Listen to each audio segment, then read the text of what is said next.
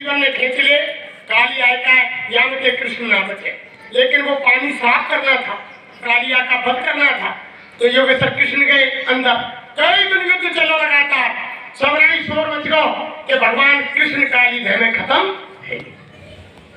लेकिन पक्के विश्वासी थे, वो वही अड़े रही है कि ये तो खेल खेल रहे भगवान है, ये जाने वाले नहीं है, ये वापस आएंगे, कालिया को मार करके वापस निकलेंगे। जब कई दिन युद्ध चले, जब ऊपर भगवान फन पे बैठ के कालिया के पाए, जब लोगों ने देखी, जब जयकारे दिए कि बोलो भगवान कृष्ण की, जब सबने खबर दी कि भगवान तो जिंदे में तो आगे भाजपा भी भगवान है, जब लोगों ने माने प्रेमियों, ऐसे ना मान लिया कि चुपचाप ही मान लिए हुए, भगवान कृष्ण को 2 बार मानना पड़ा। जब लोगों ने धीरज के मार, और देखो भगवान राम को तो 3 बार मानना पड़ा। जब लक्ष्मण शक्ति लगी तब धीरज के बाद टूट गए, बंदर भालू कोल भी यानी मैदान छोड़कर भाग गए कि तो लक्ष्मण भैया के यानी मुझ से शरीर ढके रो रो कि भैया लक्ष्मण तेरे सुबह तक आंख नहीं खोली, तो मैं माँ सुमित्रा को क्या जवाब दूं? मैं तो कह के आया हूँ कि तुम्हारे बेटा लक्ष्मण जैसा ले जा रहा हूँ, वैसे जाके तुम्हें सुपर्द करता हूँ। अरे भैया लक्ष्मण, अगर तुमने दिन निकलने से पहले और आंख नहीं खोली और तुमने मूर्छित रहे दुनिया से चले गए, तो मैं भी तुम्हारे साथ चिता बना करके अपने प्राण त्याग दूंगा। जब बंदर भालू कोल भी उनकी सेना ने सुनी कि भैया ही कोई भगवान ना, जब तो भैया के प्राण न बचे तो ही कैसा भगवान है? तुमने चारी रक्षा करनी है तो भाग चलो, ये लक्ष्मण मरेगो, सब मर जाएगो, और कोल भी बंदर भालू में राक्षस बीन बीन के खा जाएंगे। जब शेर हनुमान जी ने बीड़ा उठाया, प्रेमियों संजीवनी लेकर आए, मूर्छा। दूसरी बार राम लक्ष्मण को प्रेमियों ने नागपाश में बांध लिया, नागपाश में बंध गए। जब लोग कहने लगे कई कैसो भगवान है जो खुद के ही बंधन है, आपका ना कट रहे तो ये और दुनिया के बंधन ने क्या काट है? अगर रात भरी पहले रहो जाके खून को पानी है जाकर तो भैया खत्म। गरुड़े आए, नागपाश कटवाया, तब लोगों की शंका है। जब कोलवीर बंदर भालू फिर गुफान में छिप गए, जब नागपाश कर को जब जयकारे मिले तब लौट के आए। यानी समय कम है इसलिए जल्दी बता रहे हूँ, एक रात पर पूरा समय बीत जाएगा। फिर तीसरी बार तो प्रेमियों देखो पाताल का एरावली चुरा के ले वो भगवान, और बात तो सामने तो दिखे। तीसरी बार तो रामा दल में थे, पाताल का एरावल कंधा पे बैठाए को दोनों ने ले, और देवी की भेंट की तैयारी कर रही हो। पूरे रामादल में हलचल मच गई और सब कहने लगे कि ये कैसे भगवान ने कहूँ भगवान चोरी हो? जब भगवान चोरी है ये जो खुद की रक्षा न कर पाए तो और क्या रक्षा करेंगे? लेकिन हनुमान जी महाराज ने फिर भी उठाया और फिर वहां से निकाल करके लाए। जब लोगों ने मानो कि ये भगवान, ऐसे नहीं माना प्रेमी, ऐसे ही तो लोग नहीं मानते।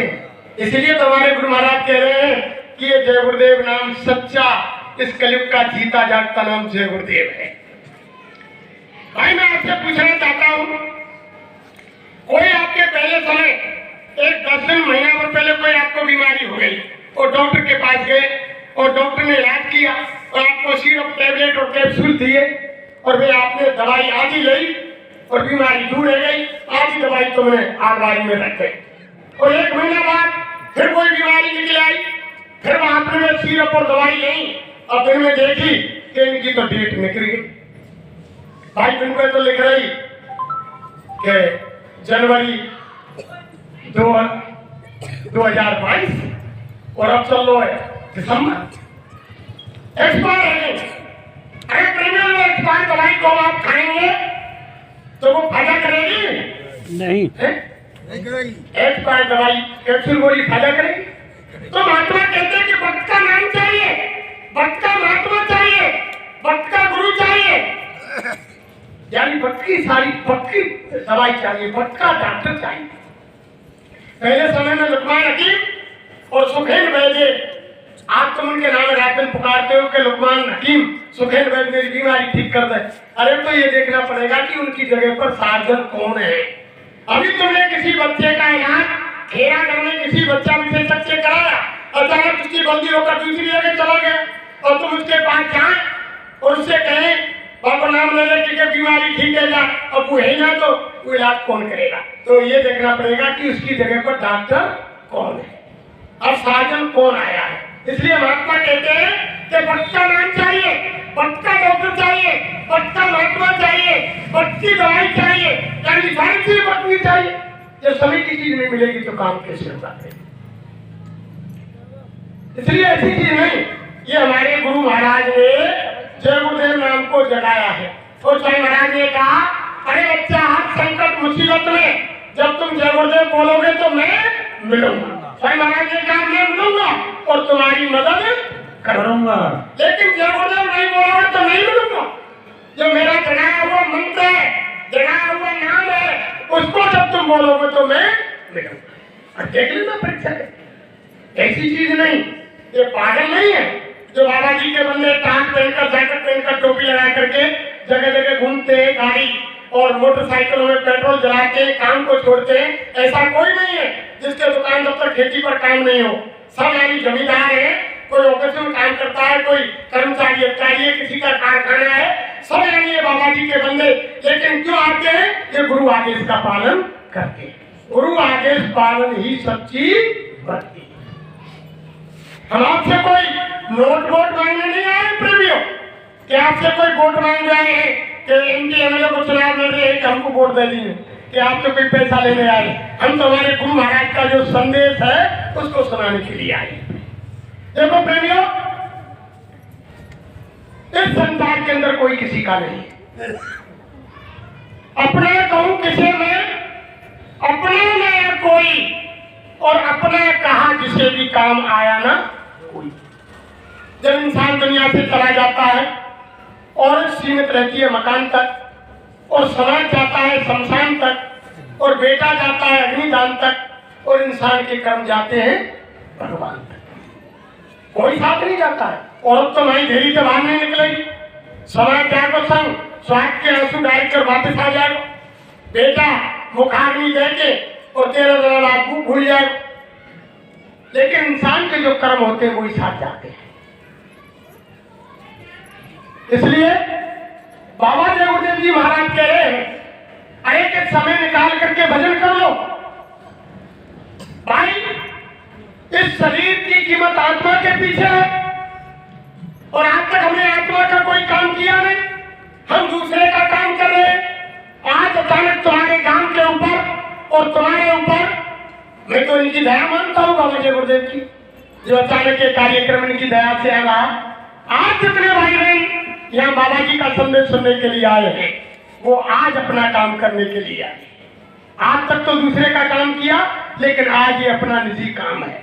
दूसरे का काम कैसे है प्रेमी? देखो, अच्छा अच्छा भोजन करते हैं किसके लिए? शरीर के लिए, कि शरीर हमारा तंदुरुस्त और बलिष्ठ रहे। अच्छे अच्छे कपड़ा पहने किसके लिए? शरीर के लिए, कि हम कहीं बाहर जाएंगे, राजस्थान से चल के आ रहे हैं कहीं, कोई उत्तर प्रदेश को नहीं किया कि राजस्थान में इतने गरीबी है का कपड़ा होना है, तो काय को पहन रहे हैं हम? शरीर को दिखाने को लोग। और यानी घर मकान बनाते हैं प्रेमियों किसके लिए? शरीर के लिए, कि चलो सर्दी गर्मी बरसात में हमारा शरीर आराम से रहे। गाड़ी खरीदते हैं, घोड़ा खरीदते हैं किसके लिए? शरीर के लिए, कि चलो सर्दी गर्मी बरसात में शरीर हमारा चैन से यात्रा करे। और हम बैंकों में धन जमा करते हैं किसके लिए? शरीर के लिए, कि चलो बुढ़ापे में अगर औलाद रोटी नहीं देगी तो आप पैसा के लोग थे तो देगी। तो और संतान पैदा करते हैं किसके लिए? शरीर के लिए, कि चलो ये बुढ़ापे में हमारी सेवा करेंगे। लेकिन महात्मा कहते हैं, अरे जो भी काम तुमने किया दूसरे का किया, ये शरीर तुम्हारा नहीं है, ये काल की अमानत है, ये दूसरे का है। जैसे कहते हैं कि काल बड़े ईमान पे और बिना आई न ले, और जो कोई आ जाए जेल में घर तक जानना, जहाँ आ जाएगा भाई जमीन खाली करा ले। चारों तरफ योद्धा खड़े और सभी बजाने गान और रंग महल के ले चलो ऐसो काल करा। यानी कितों को खड़े हो नहीं हो, शीश महल में बंद कर दी हो, लेकिन वो जब आवेगो जब जबरन काउ भी नहीं रोके। इसलिए महात्मा कहते हैं कि ये दूसरे की अमानत है, यानी ये शरीर दूसरे की अमानत है, ये तुम्हारा नहीं है। और जो भी संसार में तुम काम कर रहे हो इसके लिए कर रहे हो, जो भी काम कर रहे हो तो महात्मा कहते हैं शरीर की कीमत किसके पीछे है? आत्मा के पीछे। आत्मा निकाल दी जाए तो कोई कीमत नहीं। 1 मिनट में कहते हैं ले जाओ एक शकल में देखी जा रही। तो महात्मा कहते हैं कि आत्मा के लिए भी कोई धन इकट्ठा कर लो। तो आत्मा का धन प्रेमी हो, आत्मा का भोजन साग सब्जी घी दूध फल मेवा अन्न इत्यादि ये तो है नहीं, ये तो शरीर का भोजन है। आत्मा का भोजन है भगवान का भजन, भगवान का चिंतन, भगवान का ध्यान, ये आत्मा का भोजन है। और ये बात है देखो शंकर भगवान ने भी रात में हमारी माता बहन देखिए शिव जी की पूजा करती है शंकर भगवान की। लेकिन एक दिन शंकर भगवान से पार्वती ने पूछा हे देवों के देव महादेव तुम बताओ दुनिया में सत्य क्या चीज है? तब शंकर भगवान ने कहा कि हे देवी, हे उमा, हे भवानी, हे पार्वती सुनो। उमा कहूं मैं अनुभव अपना, सत्य हरि भजन जगत सब सपना। पार्वती से भगवान ने कहा कि हे उमा, हे पार्वती, हे भवानी, दुनिया में सत्य है तो केवल सत्य भगवान का भजन है और सारी चीज मिथ्या है। रामायण में साफ लिखा है, रामायण में लिखा है कि देव हरे को ये फल भाई और भजऊ राम सब काम बेहाई। ये मनुष्य शरीर पाने का असली ध्येय यही है कि भगवान का भजन कर। अरे देखो आज निद्रा भेद में तुम्हें पेट भरना, बच्चे पैदा करना, बच्चों की परवरिश करना, मकान बनाना, ये तो जानवर पक्षी भी करते हैं। भाई जानवर पक्षी भी बच्चे पैदा करें। एक छोटी चिड़िया होती है बया, कितना सुंदर घोंसला बनाती है, एक एक रानी तुरका ला करके घोंसला बनाती है, अंदर बच्चा पैदा करने को अलग, बाहर बैठने को अलग, 2-2 पोर्शन बनाती है, वो भी बच्चे पैदा करती है, दूर दूर से दाना ला करके बच्चों को परवरिश करती है, बड़ा करती है। लेकिन जब पंख निकल आते बड़े हो जाते हैं तो वो माँ बाप को छोड़कर फुर से उड़ जाते, कोई मोह ममता नहीं रहती इंसान की तरह, तो उनमें कोई मोह ममता नहीं रहती, वो भी बच्चे पैदा करते हैं। तो महात्मा कहते हैं कि जिन काम को पशु पक्षी जानवर कर रहे हैं उसी काम को अगर तुम मनुष्य शरीर पाकर करे तो जानवर पक्षी और मनुष्य में कोई अंतर नहीं। ये तो प्रेमियों विशेष काम के लिए भगवान ने दिया है कि अब की बार में तुमको मेरा ये साफ सुथरा ये भगवान का असली मंदिर ये मनुष्य शरीर दे रहा हूँ, इसको गंदा मत करना और इसमें तुम्हारी बैठी हुई आत्मा को किसी महात्मा के पास जाकर के उससे युक्ति लेकर के घर बैठ करके भजन करके जगा लेना और मेरा साफ सुथरा शरीर जैसा का तैसा मुझको वापस कर दे। और अगर तुमने यानी इसमें गंदगी की तो फिर वो दोबारा नहीं देगा। कहाँ को सुन देख लो, काऊ भाई बहन के बच्चा अगर शहर में पढ़ रहे हो, काऊ ने किराए पे मकान ले लियो हो और किराए के मकान में 10 ही दिन भरे और वहां में तुम साग सब्जी यहाँ काट दी, यहाँ गंदगी कर दी, कोई आलमारी को खिड़की तोड़ दी, कोई दरवाजा तोड़ दियो और मकान मालिक 10 दिन पीछे देख के आके कि भैया तेरा हाथ जोड़ू और तू मेरे मकान खाली कर दे। 10 दिन को किराया मत दे भले पर तू मकान मेरे खाली कर दे, तेरे हम सब नुकसान कर दिए। तो प्रेमियों जब संसार के हमारे तुम्हारे बनाए मकान को जब गंदगी करोगे तोड़ फोड़ करोगे तो दोबारा कोई किराए पर नहीं देगा। अगर हम उस मालिक के बनाए हुए इस मंदिर में इस मकान में तोड़ फोड़ करेंगे गंदगी करेंगे क्या वो दोबारा देगा? वो कदापि भूल करके मनुष्य शरीर दोबारा नहीं देगा। फिर क्या बना देगा? गधा घोड़ा मुर्गा सुअर भैंसा सांप बिच्छू कीट पतंग पेड़ पौधे 84 लाख योनियों में डाल देगा और यानी जन्मते रहो मरते रहो, जन्मते रहे मरते रहो, फिर ये मनुष्य शरीर मिलने वाला नहीं। इसलिए महात्मा कहते हैं कि समय निकाल करके भजन कर लो प्रेम। लेकिन आदमी कब चले? और ये काम तो जवानी को है, लेकिन कब चला आदमी बुढ़ापे में? ऐसे कहा भैया ने 2-3 बीघे खेत हो, जब ट्रैक्टर ट्रॉली निकाल लिए लोन पर और ट्रैक्टर ट्रॉली निकाल लिए तो लोन ये को किस्त भरी नहीं, ओवरड्यू है। ट्रैक्टर जब नहीं खंडा गिट्टी बजरी में लगा दियो। अब वो ढोबा ढाई करे तो ट्रैक्टर झड़झड़ाएगा, ट्रॉली झड़झड़ाएगी। जब नाव निकालो जब तो वहां पे लिखाई ट्रॉली पे कि जय जवान जय किसान। और जब दोबारा वन की के लोन ना चुके सो कर यहाँ पर रंग फंग करा के ताकि डेंटिक पेंटिक करा के आप बेच के जब यहाँ लोन बराबर का फिर दोबारा ट्रॉली पर रंग करायो।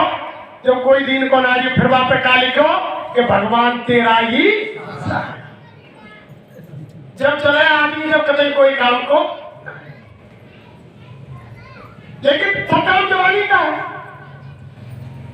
कहिए ना कि रही ना कोई दिन की और सेत ना कोई ले और ऐसे बूढ़े बैल को कौन बांध घुस। पहले हमारे बुजुर्ग का बैल जोते कराए ना जब आके खुर घिस जाए, दांत घिस जाए, जैसे चारों चरो वैसे ही गोबर में वापस निकले हो। जब आके नाथ जीवन ने काट दे और छोड़ दे, कभी कोई मतलब को ना आया छोड़ दे। जब इंसान सत्संग में चलता है, लेकिन महात्मा कहते हैं कि जवानी का काम है भाई, भजन भी जवानी में होगा, बुढ़ापे में नहीं होगा। प्रेमियों, जब शरीर में ताकत नहीं होगी दर्द होगा। और ये तो भजन है नहीं जब मन मथुरा के द्वारका काया काशी जान, ऐसे तो भजन होगा नहीं। भजन तो यानी एकाग्र होकर के होगा, प्रेम चित लगा के ध्यान लगा। और उसके लिए प्रेमियों देखो, जब तक सच्चे महात्मा नहीं मिलेंगे, सच्चे गुरु नहीं मिलेंगे, तब तक काम होने वाला नहीं है प्रेमी। अगर हमने समय भी निकाला भजन के लिए, हमने सुन लिया कि मनुष्य भी भजन के लिए मिला है, तो सच्चे महात्मा रामायण ने कहा कि गुरु अंधे बधे कर चेला, और एक नहीं सुने एक नहीं देखा, अंधो गुरु और भैरव चेला, और दो नरक में ठेलम। अंधो गुरु अजगर बने और नर 84 में जाए, और शिष्य 24 सेठी बने तो नोच नोच के खाए।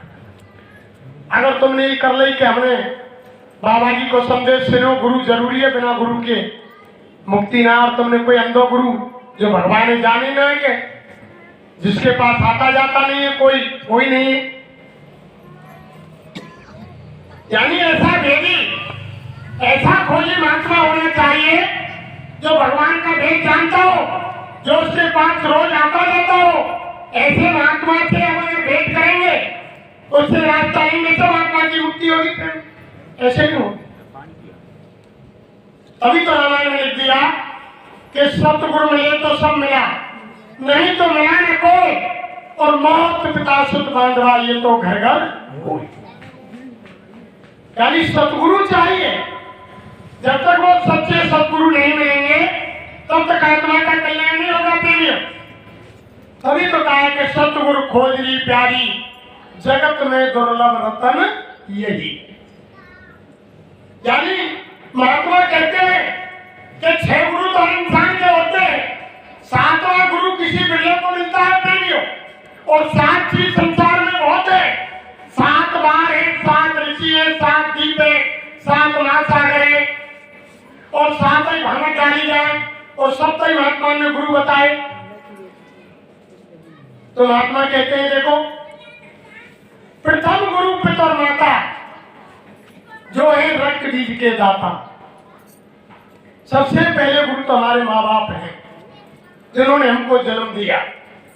उनकी सेवा करो, उनके आदेश का पालन करो, उनका सम्मान करो, उनकी इज्जत करो। लेकिन आत्मा का कल्याण माँ बाप से नहीं। महात्मा कहते हैं आत्मा का कल्याण करने के लिए सतगुरु चाहिए। फिर बच्चा बड़ा हुआ, फिर बच्चा बड़ा हुआ, महीना 20 दिन का हुआ, जो नामकरण, यानी बच्चा जब मां के गर्भ से आया तो दाई के हाथ में गया। सबसे पहले जो गर्भपात की गंदगी को जो दाई साफ करती है, जब नवा धवा करके मां को सूखे कपड़े में लिपेट कर देती है, तो दूसरे श्रेणी का यानी दर्जा गुरु का दाई को दिया महात्मा ने। प्रथम गुरु पितर माता जो है रक्त बीज के दाता, दूसरा गुरु भाई वो दाई गर्भवास की मैल छुड़ाए। महात्मा कहते हैं अगर वो दाई माई तुम्हें कहीं रास्ते में मिल जाए तो उसको दंडवत प्रणाम करो, उसकी इज्जत करो, लेकिन आत्मा का कल्याण उससे भी नहीं। फिर बच्चा बड़ा हुआ, फिर नामकरण संस्कार के लिए घर में ब्राह्मण आता है कि 16 सूतक हो गए, चौका पोछा किया, रसोई बनाई, ब्राह्मण को निमंत्रण दिया, नामकरण संस्कार किया, तो महात्माओं ने कहा कि तीसरा गुरु नाम जो धारा और गांव देश के लोग पुकार, यानी तीसरा दर्जा गुरु का उनको दिया जो नामकरण संस्कार करते हैं। महात्मा कहते हैं कि वो भी कहीं तुमको मिल जाए, नाम रखने वाले गुरु, उनकी भी इज्जत करो, उनको प्रणाम करो, लेकिन आत्मा का कल्याण उनसे नहीं। फिर बच्चा बड़ा हुआ, स्कूल गया, जो भौतिक शिक्षा देने वाले गुरु बनाए, तो महात्मा ने चौथा यानी गुरु का दर्जा, चौथा गुरु जो शिक्षा देना तो संसारी मार्ग जीना, यानी जो भौतिक बात की शिक्षा देता है वो चौथे दर्जे का गुरु होता है।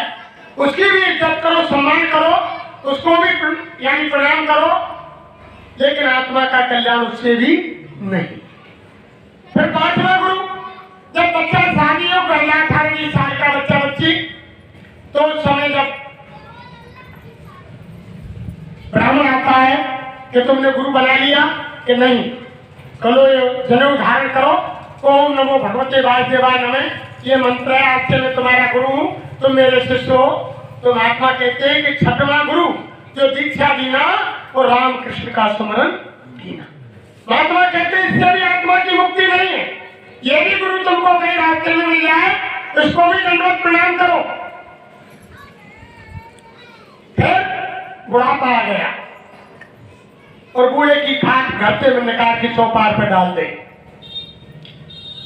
और रास्ता की कोई जा रहा है, जय गुरुदेव राम राम कर रहा है, वो पूछ लो भैया कौन सा है, कि फलानो भैया। अरे भैया कठिन हैरो का हैरो है, चलती को नाम गाड़ी है, जब हाथ पांव चले, जो तो घरवाली सेवा करे, छोरा बहू करे, अब हाथ पांव ना चल रहे भैया, कोई पानी भर जाए, रोटी खा जाए, नहीं भैया ऐसे टाइम पास है। तो वो के भैया दुनिया में कोई काम को ना है, तब क्या कहिए, तो ओम नाम सबसे बड़ो, इससे बड़ो ना कोई, जो आपको स्मरण करे तो शुद्ध आत्मा। छठवां गुरु भरम सब जोड़ा और ओंकार से नाता जोड़ा, यानी छठवें गुरु का दर्जा महात्माओं ने उसको दिया जो संसार का सारा भ्रम खत्म किया कि संसार में कोई किसी का नहीं है भैया, चलती को नाम गाड़ी है, जब तक हाथ पैर काम करे, जब तक सब सेवा करे, जब हाथ पैर काम छोड़ दे तो कोई किसी का नहीं, मतलब का संसार। लेकिन 6 गुरु तक आनी आत्मा का कल्याण नहीं, उससे भी आत्मा की मुक्ति नहीं है प्रेमियों। जैसे हमारे घर में हम हमारी बच्ची की शादी करते हैं और ये माता बहन देवियां जब भामट डाली जाती है, जब गाती है कि मेरी पहली भमरी आ रही है, वही तो बेटी बापी, 6 भामट तक बोलेंगी कि मेरी छठी भमरी आ रही है, वही तो बेटी बापी। 6 भामट तक अगर बेटा बारे में और बेटी बारे में कोई झगड़ा हो जाए और 7 भामट नहीं डले तो वो शादी पूरी नहीं। ऐसे ही 7वीं भामट जब पड़ जाती है प्रेमियों कि मेरी 7 भमरी आ रही है, तो बेटी साजन की, जब अपने पति की होती है। ऐसे ही महात्मा कहते हैं कि 7वां गुरु सत्य सत्य रखावा और जहां का जीव तहां पहुंचा, यानी जब तक वो सतगुरु नहीं मिलेंगे प्रेमियों, तब तक जीव की मुक्ति नहीं होगी। इसीलिए कहा कि सतगुरु खोजरी प्यारी जगत में दुर्लभ रतन यही। रामायण में साफ लिख दिया कि सतगुरु मिले तो सब मिले, नहीं तो मिला न कोई, और माता पिता सुत बांधवा ये तो घर घर होई। यानी सतगुरु मिल गए तो सारी धन दौलत कुछ नहीं, सारी चीज मिल गई, और जिस भाई बहन ने सतगुरु नहीं मिले उनको, तो उनको कुछ नहीं मिला संसार के। इसलिए प्रेमियों अभी तो कहा है कि गुरु कीजिए छान और पानी पीजिए जान, यानी गुरु छानबीन कर करना चाहिए और पानी जानबूझकर पीना चाहिए। हमारे यहाँ तो संसार में तो उल्टो कह दें कि पानी पीजिए छान और गुरु कीजिए जान। अब पानी पोखरा को ला दियो, नाले को ला दियो, तुम आज छान के पी लेंगे? नहीं। इसलिए पानी पीना पानी जानबूझ कर पीना चाहिए। मटके का है, ठंडा है, गर्म है, कुएं को है, आरो को है, नदी को है, नाले को है, तालाब को है, यानी पानी जानबूझ कर पीना चाहिए। कहता है और गुरु छानबीन करके करना चाहिए कि ये यानी परमात्मा से मिला हुआ है या नहीं है, ये मेरी आत्मा का कल्याण कर देगा या नहीं करेगा, या ये खुद नरक में जाएगा, मुझको भी ले जाएगा। आप तो कोई गुरु की कमी ना। पहले समय में प्रेमियों, गुरु तलाशने के लिए महात्माओं को बहुत दूर दूर तक खोजना पड़ता था। जब आश्रमों पर जाते थे हमारे बुजुर्ग, और जब वो धोती लंगोटी धोते, आश्रम में झाड़ू पोछा लगाते, भंडारे बनाते, जंगल से लकड़ी लाते, और फिर भी महात्मा कह देते कि बच्चा तुम इसके लायक नहीं हो, नाम जान के लायक तुम अभी नहीं हो, तुम घर चले जाओ। फिर भी वो नाम की दौलत नहीं मिलती प्रेमी। और आप तो घर घर आइए गुरु, हमारे कोई सप्ताह बच रही है, कोई कथा आ रही है, तो महात्मा क्या कहते हैं कि गली गली घूमत फिरे, गली गली घूमत फिरे, गुरु दीक्षा लो और नरक स्वर्ग के का पड़ी हमें रुपया। आप तो ऐसे आना कि वो चेहरा बना ले, चेहरी बना ले कि 100 रुपया लिया, धोती लंगोटी लिया और एक कंठी काटो, पर मेरी कोई गारंटी नहीं है कि तुम स्वर्ग में जाएंगे। लेकिन हमारे गुरु महाराज कहते हैं, अरे जिन्होंने गुरु बनाया और गुरु कह रहा है कि जब समय तुम्हारी आत्मा इस शरीर से निकलेगी, भगवान मिल जाएगा, देवी देवता का दर्शन हो जाएगा, स्वर्ग वैकुंठ का दर्शन हो जाएगा। हमारे गुरु महाराज कहते हैं कि तुम्हारे साथ में सरेआम धोखा हो रहा है, भगवान मरने के बाद नहीं मिलता है, भगवान जीते जी इसी मनुष्य शरीर में मिलता है, भगवान मरने के बाद नहीं मिलता है प्रेमी। अगर किसी ने गुरु बना लिया हो और वो कह रहा है कि तुम मरोगे जब मिल जाएगा, जब जीते ना मिलो तो मरने के बाद मिलने वाला नहीं। जिन भाई बहनों ने भगवान का जीते जी इसी मनुष्य मंदिर में दर्शन किया, वो अपने धर्म शास्त्रों में लिखे और यानी वो कह रहे कि जीते जी इसी मनुष्य मंदिर में परमात्मा मिलता है। सहजो भाई, मीराबाई हमारी माता बहन देवियों में हुई, और यानी बहुत इतने संत महात्मा हुए, यानी गोस्वामी जी महाराज हुए, यानी साहिब कबीर हुए, चरणदास हुए, रैदास हुए, टीका साहब हुए, राधा स्वामी महाराज हुए, यानी कोई दादू साहब हुए, यानी कोई संतों की गिनती नहीं है। धरती पर इतने महात्मा रहे जिन्होंने अपनी धर्म पुस्तकों में लिखा कि जीते जी भगवान का दर्शन मैंने मनुष्य शरीर में किया। मरने के बाद भगवान नहीं मिलता है, भगवान तो जीते जी मिलता है इसी मनुष्य मंदिर में। और बाहर की आंखों से भगवान का दर्शन नहीं होगा। कोई भाई ने गुरु बनाया, वो कह रहा कि बाहर की आंखों से दर्शन हो जाएगा, इनमें इतना पावर नहीं। ये बाहर की आंख तो एक सूरज की रोशनी को नहीं देख सकती, एक बाजार में बैंकिंग की चमक को नहीं देख सकती। आप बैंकिंग की चमक देख लेंगे, शाम को अंधे हो जाएंगे, आंखों से दिखाई नहीं देगा। और वो भगवान कैसा है कि कोटन सूरज चांद सितारे, रोम रोम में करे उजारे, सत्य पुरुष करता तुमको लाखों। वो भगवान तो ऐसा है जिसकी एक एक रोम में अरबों खरबों सूरज चंद्रमाओं का प्रकाश हो रहा है। जिन्हें बाहर की आंखें एक सूरज की रोशनी नहीं सहन कर पाती, तो अरबों खरबों सूर्य के प्रकाश को कैसे सहन करेंगे। तो वो तो जीवात्मा इस मनुष्य मंदिर में बैठी हुई है प्रेमियों। हमारे गुरु महाराज ने बताया, शरीर के अंदर 2 आंख, 2 कान, 2 नाक, ऐसे ही यहाँ जीवात्मा बैठी है, उसके अंदर 1 आंख और 1 नाक और 1 कान है। जैसे बाहर के आंख कान यानी गंदगी से इनसे दिखाई सुनाई देना बंद हो जाता है, ऐसे अंदर की जीवात्मा के आंख कान नाक बंद हो गए, जन्म जन्मांतरों की गंदगी अच्छे बुरे कर्म का पर्दा रख गया और वो नाक का नाक बंद हो गई।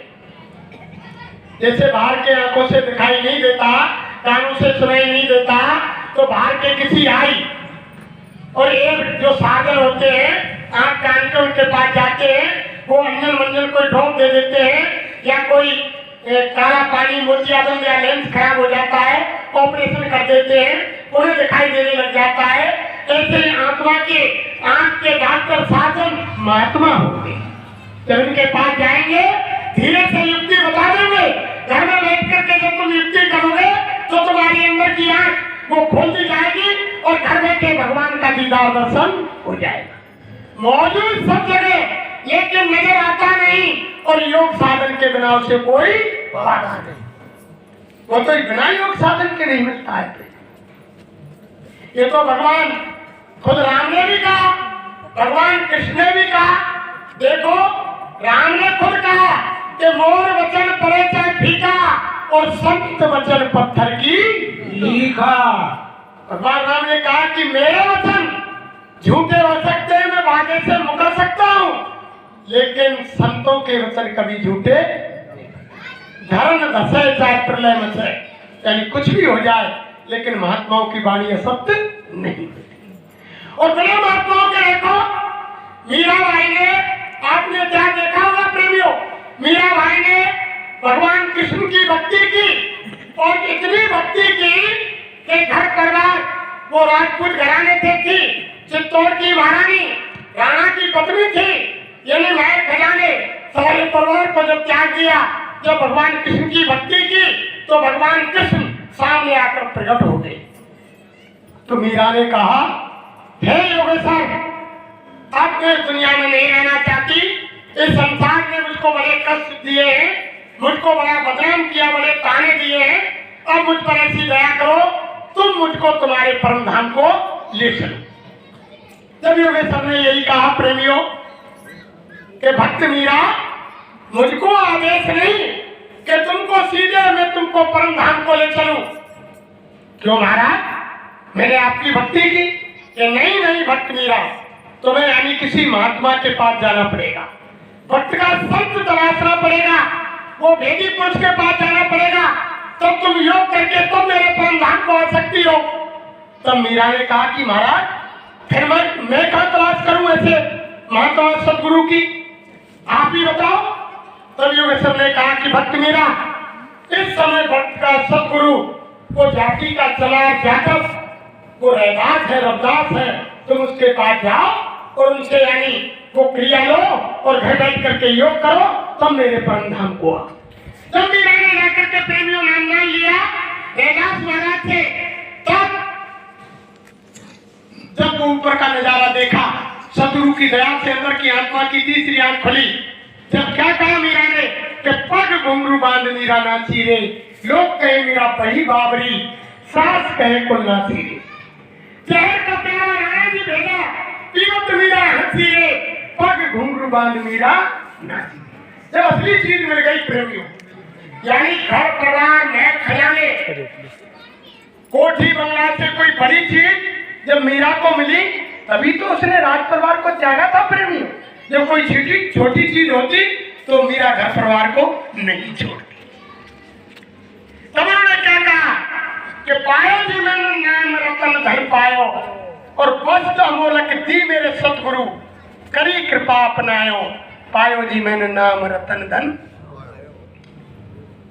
चोर ने हारे राज न लेवे, और दिन दिन होत सवायो, पायो जी मैंने नाम रतन धन।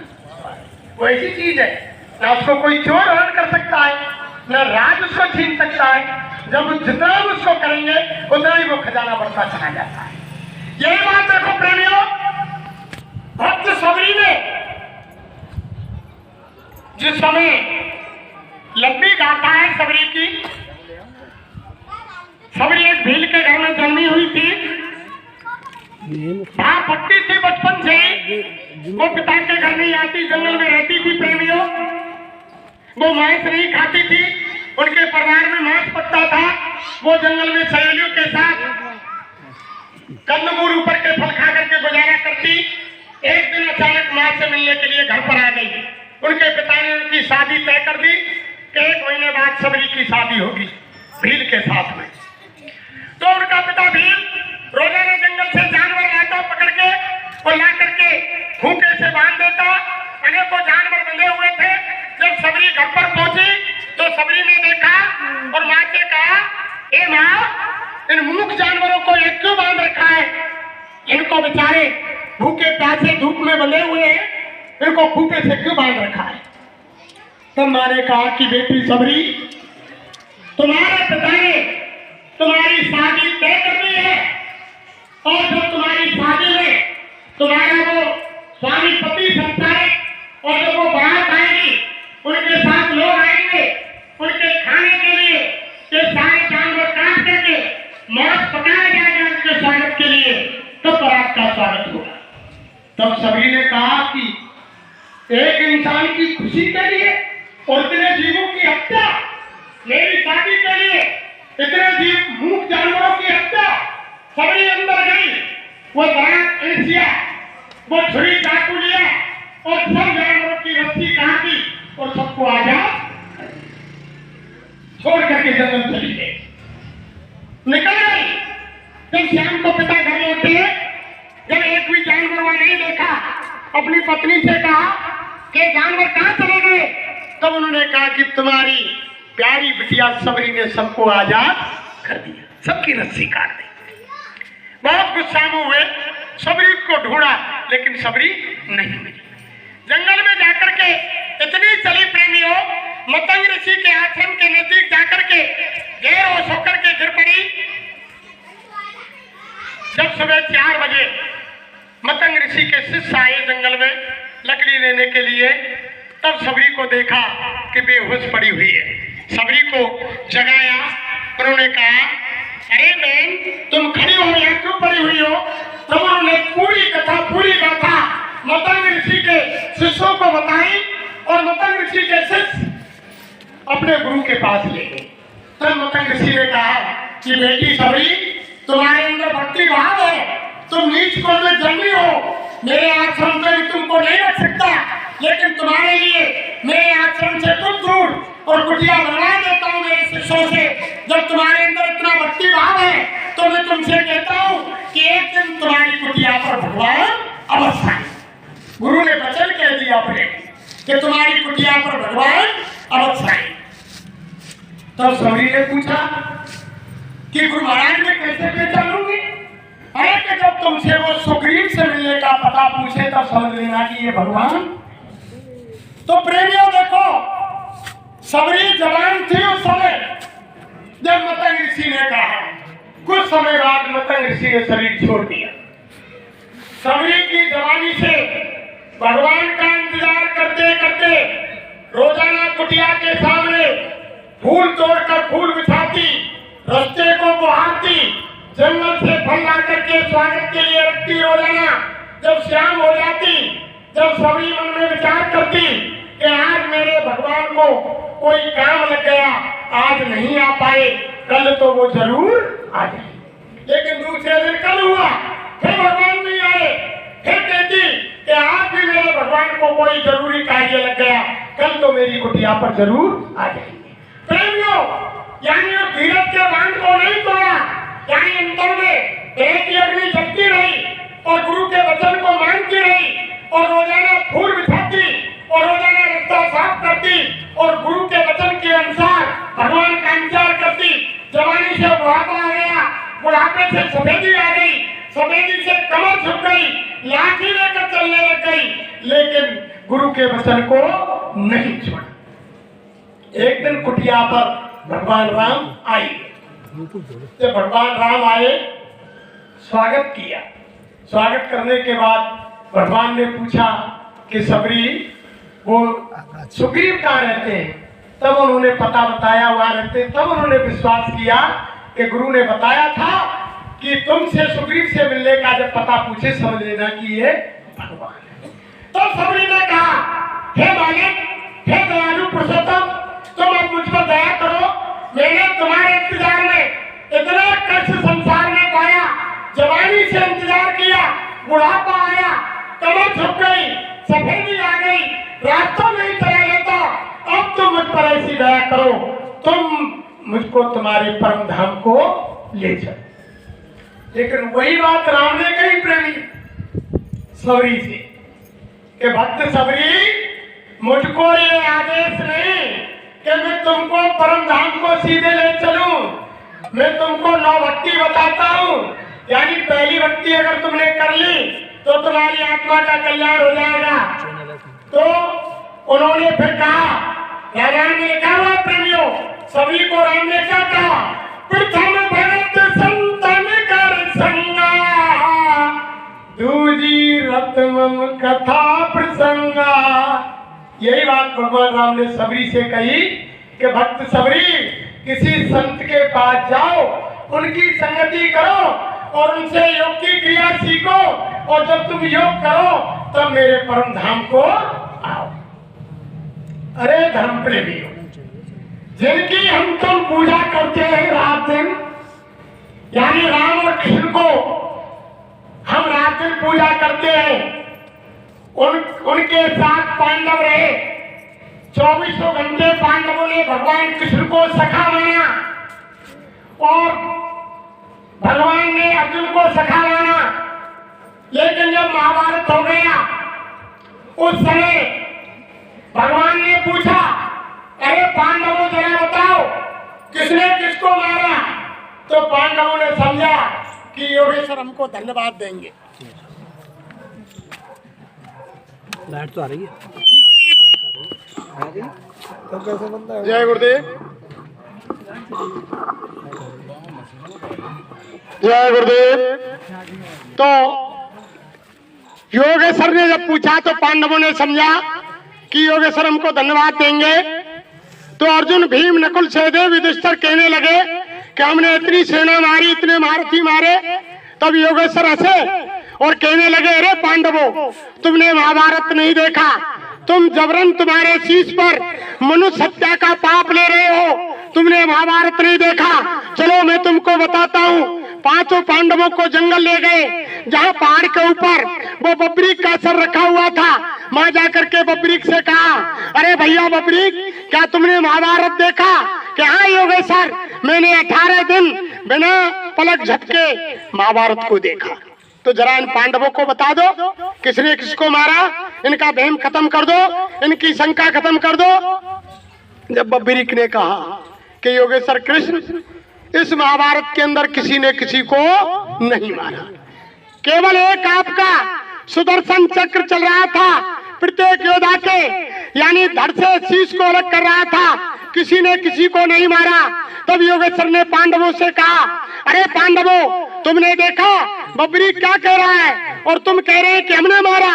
तुमने जबरन मनुष्य हत्या का पाप तुम्हारे सिर पर ले लिया और तुम सीधे हिमालय में चले जाओ, बैतरणी में चले जाओ और एक एक गल करके मर जाओ और सीधे नरक को चले जाओ। पांडवों को प्रेमियों सीधे नरक में जाना पड़ा। जिन्होंने भगवान को देखा, भगवान के साथ रहे, आप हमने तो भगवान का दर्शन भी नहीं किया। महात्मा कहते हैं, अगर तुम किसी की उंगली काटोगे तो तुमको 10 बार कटवानी पड़ेगी, किसी की गर्दन काटोगे 10 बार तुमको कटवानी पड़ेगी, किसी को धोखा दोगे 10 बार धोखा तुमको खाना पड़ेगा, किसी को गाली दोगे 10 बार तुमको गाली खानी पड़ेगी, किसी से रिश्वत लोगे 10 बार तुमको रिश्वत देनी पड़ेगी। कर्म जो जो करेगा तू वही फिर भोगना भरना। गुरु का ध्यान कर प्यारे, बिना इसके नहीं छूटना, बिना गुरु के नहीं छूटेगा। जो जो कर्म करोगे उसका फल देना पड़ेगा। फिर देखो, जब योगेश्वर कृष्ण प्रेमियों पूरा महाभारत हो गया, पेड़ के नीचे जाकर के पैर के ऊपर पैर रखकर बैठ गई। एड़ी में पदम था, पदम चमक रहा था। बहेलिया ने देखा कि कोई हिरण की आंख चमक रही है, दूर से निशाना मारा, तीर आकर के योगेश्वर की एड़ी में लगा, लगते ही आवाज आई, बहेलिया ने समझा शिकार हो गई, दौड़ करके योगेश्वर के पास बहेलिया आया, देखा कि योगेश्वर के पैर में तीर लगा हुआ है, खून के धारे छूट रहे हैं, योगेश्वर छटपटा रहे हैं, आकर के माफी मांगी कि भगवान मैंने आपको नहीं जाना, मुझसे गलती हो गई, मैंने तो हिरण जाना था, ये तीर आपके पैर में लग गया। तब बहेलिया ने क्या कहा कि महाराज मुझसे गलती हुई। तब योगेश्वर बोले, अरे भैया बहेलिया, इसमें तुम्हारी कोई गलती नहीं है, मैं तुम्हारे इंतजार में बैठा था। तब बहेलिया ने कहा कि महाराज मेरा इंतजार कैसा? अरे बहेलिया, त्रेता के अंदर तुम बाली थे, और मैं राम था, मैंने 7 पेड़ की आड़ लेकर के तुमको मारा था छुप करके, आज छुप करके तुमने मुझको मार दिया। तेरा मेरा बदला बराबर हुआ। अरे बहलिया, तुम घर को जाओ, तुम्हें पश्चाताप करने की जरूरत नहीं है। तेरा मेरा बदला पूरा हुआ, मैं तेरे इंतजार में था, तू घर को जा और मैं मेरे धाम को जा। तो देखो प्रेमियों, जिस भगवान को हम पूजा करते हैं उस भगवान को अदला बदला देना पड़ा, यानी त्रेता का बदला द्वापर में आकर के चुकाना पड़ा। तो आप हम तो भगवान नहीं है ना, आप हमने भगवान को देखा, तो हम आप किस खेत की मूली है जो आपको हमको यानी कर्म का बदला नहीं। मत बुरे कर्म कर बंदे, नहीं तो पछताएगा, और भगवान की नजर से तू कभी ना बच पाएगा। उसकी नजर से कोई बचने वाला नहीं है प्रेम। तुम्हारे यानी दोनों कंधों पर गुरु महाराज ने बताया 2 दूत बैठे हैं जन्म से ही, सीसीटीवी कैमरा सर पर लगा हुआ है, वो दिखाई नहीं देता है। वो अंदर की तीसरी आंख, जीवात्मा की आंख खुलेगी तब वो दिखाई देंगे दोनों दूत और कैमरा, बाहर की चरमाकों से नहीं दिखाई देंगे। लेकिन 5 साल तक वो बंद रहते हैं प्रेमियों। गुरु महाराज ने कहा कि 5 साल तक जीव को कोई पाप कर्म नहीं लगता है। जब 5 साल से 1 दिन ऊपर निकल जाता है, कैमरे का बटन ऑन कर दिया जाता है, दोनों दूत लिखाई शुरू कर देते हैं। एक अच्छा लिखता है, एक बुरा लिखता है। तुम कहीं भी जंगल में, पहाड़ में, पर्वत में, अंधेरे में, उजाले में, रात में, दिन में, मकान में, जमीन में, शीश महल में, जहां भी तुम जो भी अच्छा बुरा कर्म करोगे वो कैमरे में आपकी यानी पिक्चर बन रही है और दोनों दूत लिखाई कर रहे हैं। ऐसा नहीं कि आप ये समझ रहे हैं कि हमें कोई नहीं देख रहा है, वो तो रील बन रही है प्रेमी। वो तो जब सांसों की पूंजी खत्म हो जाएगी, जब धर्मराज के दरबार में जब आत्मा पेश की जाएगी, जब कर्मों की फाइल वो दोनों दूत धर्मराज के सामने डाल देंगे कि ये कर्म उन्होंने अच्छा किया और ये बुरा किया। जब मुकरोगे तो हम कहेंगे नहीं नहीं, ये हमने नहीं किया, इन्होंने गलत लिख दिया। जो अच्छे कर्म किए मैंने किए हैं, जो गलत इसने लिखे ये मैंने नहीं किए। तब वो धर्मराज क्या करेगा, वो चिप वो पेंडुलम निकाल करके सीडी में डाल देगा। जो तुम्हारी कैमरे में वो पिक्चर बनी हुई है उसको चला देगा, सारी पिक्चर तुम्हारे सामने आ जाएगी। जब तुम्हें सर्व से नीचे झुकना पड़ेगा, कहा ये अच्छे बुरे कर्म मैं नहीं किए। जब गुरु महाराज ने कहा प्रेमियों, अरे बच्चा, जब धर्मराज तुमसे पूछेगा, अरे बच्चा तुमको कोई समझाने वाला नहीं मिला, तुम्हें कोई महात्मा नहीं मिला, कोई महात्मा का बंदा नहीं मिला कि क्या अच्छा कर्म है क्या बुरा कर्म है। अरे महात्मा कहते हैं जिस काम को करने में डर लगे, जिस काम को करने में शरीर में भय लगे वो काम गलत है। कोई भी काम हो, शरीर में डर लगे, भय लगे, अंदर से दिल कांपे, वो काम गलत है। और जिस काम को करने में कोई भय नहीं है वो काम सच्चा है। तो जब यानी धर्मराज पूछेगा कि तुमको कोई महात्मा नहीं मिले, कोई उनका बंदा नहीं मिला कि ये काम अच्छा है बुरा है और तुम ये मत करना वो मत करना, तो हम और आप कहेंगे कि ना हमको कोई नहीं मिला, कोई महात्मा हमको समझाने वाला नहीं मिला, हमने कोई सत्संग नहीं सुना, किसी महात्मा का उपदेश नहीं सुना। तो गुरु महाराज ने क्या कहा, अरे अच्छा मैं वो बाबा हूँ, उसी समय धर्मराज के दरबार में प्रकट हो जाऊंगा और मैं कहूंगा, अरे सोन निवासियों, मैंने 25 दिसंबर 2022 को दिन के 1 बजे मेरे बंदे को भेजा था और तुमको बताया था क्या अच्छा है क्या बुरा है, तुमने उनकी बात को नहीं माना। मैं ऐसा बाबा हूँ, वही तुम्हारी गवाही दूंगा उसी धर्मराज के दरबार में। ये ऐसे बाबा है। सदा सतपुरुष संसार में नर्तन भर के आते हैं क्या, मगर दुनिया वाले कभी उन्हें पहचान पाते हैं। यानी मनुष्य शरीर में भगवान राम आए, जब जब हो धर्म की हानि, बाढ़ असुर अगम अभिमानी, तब तब प्रभु धर्म मनुष्य शरीरा और हरे सकल सज्जन की पीरा। लोगों ने उस समय नहीं पहचाना प्रेमियों, यह संसार है, मृत्यु लोक है, या मरे की पूजा होती है प्रेमियों। आप देखते नहीं रात दिन हमारी माता बहन देवियों को देखो, जब नाग पंचमी आती है, शंकर भगवान की पूजा करने जाती है, जो पत्थर का सर्प बना रहता है ना, उसके ऊपर दूध चढ़ाती है, गंगा जल चढ़ाती है, फूल पत्ती चढ़ाती है, और घर में रात रात दिन में कोई अचानक सांप निकला है तो मार देंगे। यहाँ मरे की पूजा करते हैं मृत लोग है, या जिंदे की पूजा नहीं करते। और देखो